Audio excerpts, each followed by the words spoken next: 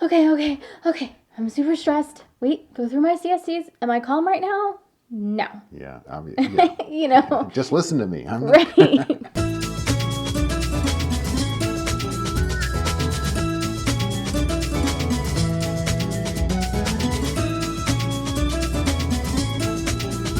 Hey, everybody, and welcome to Epic Everyday. I'm Liz Frerichs, and this is my husband, Evan. Hola.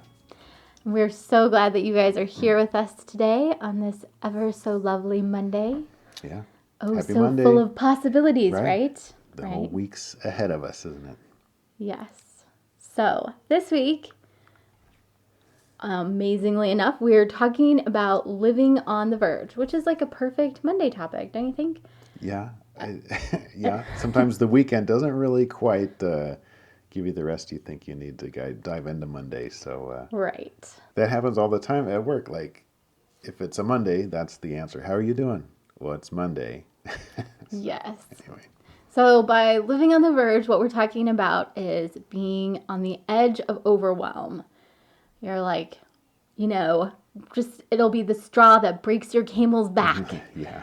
You're right there, just one straw away from losing it, whatever that looks like. Right. I think it could be you're going to have you're going to start crying maybe or start yelling. It's really, I think anger and sadness or freak are the out. two. Yeah. Or panic, anger, sadness maybe. Yeah, right there, primed and ready to go. Yeah, my therapist used to call it being kindled. Yeah, like that's a good your one. flame is there, and it just takes like one more thing before, the fire can be roaring. Yeah, I was listening to Bill Burr on Mark Maron's podcast. I think, well, it was recently, and he was talking about that. He knows he has anger problems, but he's been doing a lot of introspection now that he has a baby, and even though his baby's still a baby, and he's not yelling at the baby because the baby's still perfect, and Yeah. not scribbling on the walls or anything yet. But That's really cool that he's doing that. yeah, he knows that's coming though, and he's like, I can't explode at this baby, but I already know that I'm at like 80-90% capacity all the time for my anger, and Yeah. he was saying, I have to update my iPhone and I explode because I hate it and I don't want to do it, and I miss the days when you could have a cell phone and never update it, and Yeah. whatever. Well, yeah. I think that's where we live as a society. We're all so busy and so there's just so many things that we're constantly juggling. So, and we don't have a society that emphasizes self-care in a healthy way. Sure. We talk about like I don't know. We talk about self-care as kind of this abstract that we all think we should do, but the practical things don't really get done. Yeah. And the reason we need it is because, unfortunately, this is normal life, isn't it? To be kindled all the time. And so, how can you tell if you're kindled? Maybe that's not resonated with somebody, but do you feel like you can never get a break? And do you feel like if you did take a break, it would put you in some sort of danger? I think that might mean that you're kindled. Yeah. Or work. I have a friend. I don't work at this job anymore, but I used to work at a job where I couldn't even go to the bathroom during the day. It was like run. And if I did, my boss would come in and be like, "We need you out there. What are you doing?" And my friend is like that too. She was just sharing last week, somewhere in there, about how that's how her day is. She just runs through her day. There's never any time. There's never enough time. There's never enough whatever. I feel like that not enough, when you start feeling like there's not enough of something, that's when you're on the verge. Yeah. And it's dangerous, right? Because what's going to happen? You hear the phrase, "I'll rest when I'm dead." Yeah. That's going to speed up that your fate, really. Because if you don't rest now, you will rest when you're dead, and that could be next week. It's that serious. Yeah, stress is a silent killer. They talk about how most of the major diseases that are at the top of cause of death are stress-based in our society. And, this hit me pretty hard. I just thought about this, but it was late last year. My boss died of a heart attack out of nowhere. He was, I guess he was probably in his 50s, but he was a jogger, and he was, this upbeat, buoyant, outgoing, always had a smile on his face kind of guy, and he had a heart attack. He must have been stressed. I'm sure he was on the verge for most of those 50 years, I would imagine. Right. Unfortunately. Yeah. Well, and the thing for me anyway is that when you are on the verge, you're always in fireman mode. Like you spend your entire, at least for me, I spend my entire days putting out fires when I'm on the verge because I'm so panicked. I don't have time to really sit back and be like, what's important? Yeah. What do I actually need to get done? What's going to make my life better? And so I'm constantly putting out fires versus growing as a person, versus getting to do the things that God's called me to do, versus feeling like I can take a breath. I don't do my self-care things when I'm busy because I don't have time for them. Yeah. Right. Or it's hard to even see that might be important because the only thing in front of you is the next thing. Right, yeah. Yeah, you just kind of run through your day. Yeah, if you get from one point in your day, like from the beginning of your day to the end of your day, and it feels like it just flashed by, you're on the verge. Yeah. That's definitely, that's a crazy time. Yeah.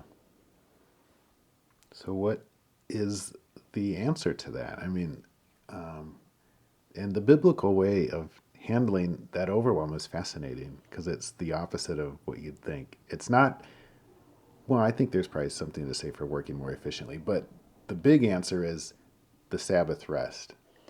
Yeah, Take one entire day out of your week and have a party with your friends. I mean, and go to the temple and worship right. and have a feast. I mean, every week. And not work. Yeah, not work.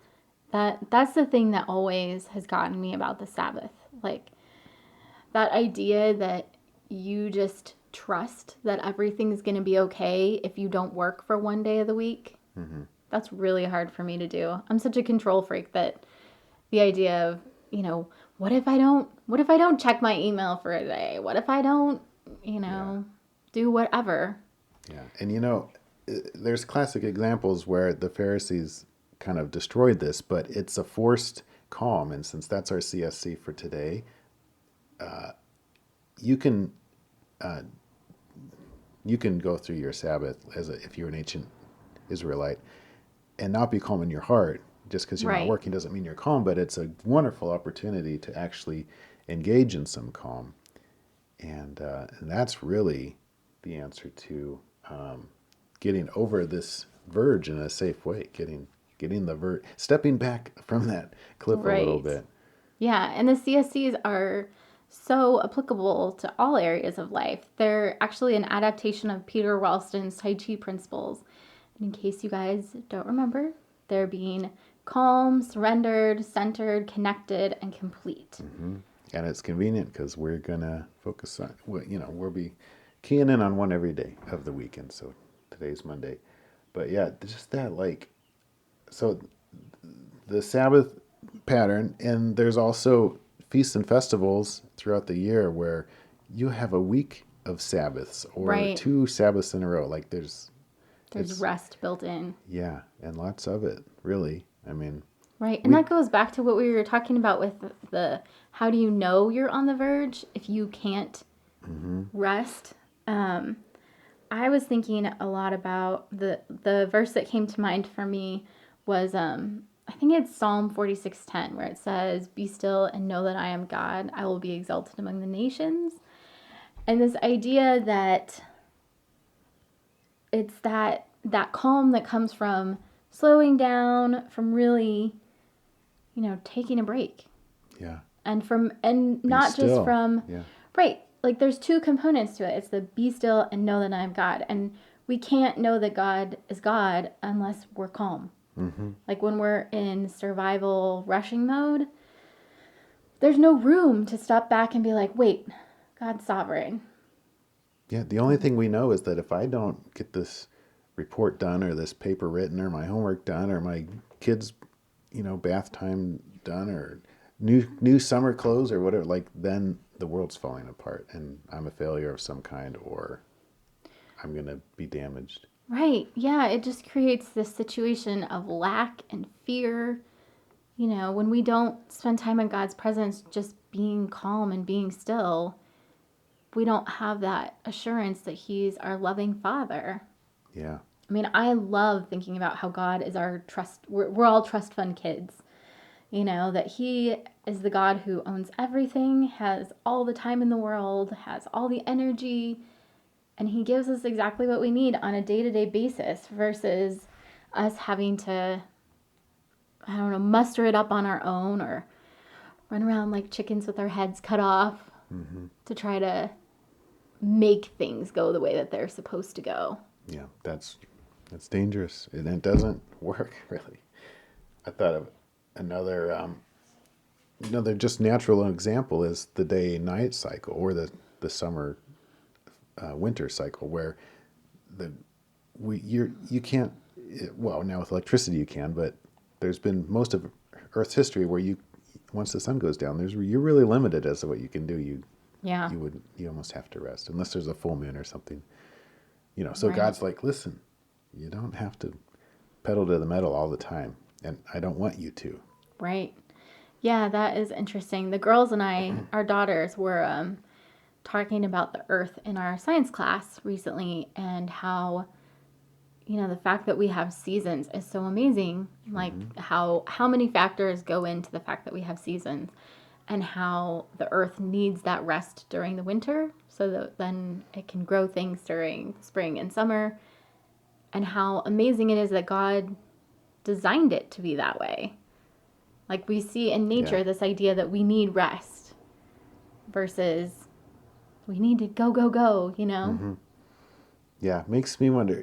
Depending on, well, not depending on it, well, I guess what your idea of, what really happened to the Earth during the flood. Like, if the entire planet was subtropical and summer all the time before the flood, it's, you know, Adam and Eve were still sleeping at night, and there's still day and night, and there's Right. patterns there. But even after the fall, yeah, God in His providence has really reinforced this. Like, listen, you don't have to, tend your fields 365 days of the year. It's just not going to happen. There's nothing's Right. growing in the winter.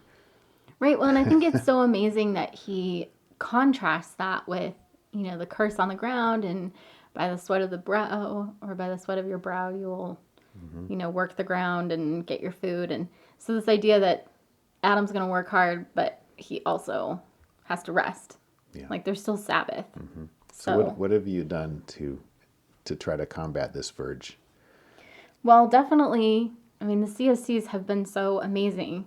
And I do find myself perpetually going, okay, okay, okay. I'm super stressed. Wait, go through my CSCs. Am I calm right now? No. Yeah, yeah. you know, Just listen to me. I'm right. You start with the first one, it's like, oh, okay, I'm not calm. yeah, So I try to start there and just say, okay, Lord, help me to be still. Take a deep breath.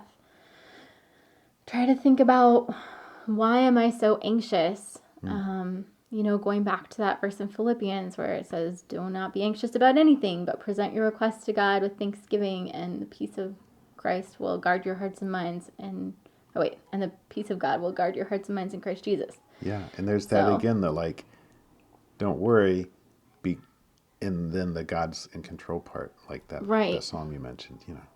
It's you don't just do the first part in a vacuum. right, Like you said, you can't be calm without God, because otherwise, it's like us versus the world, literally, and right, there's no time totally. to be calm.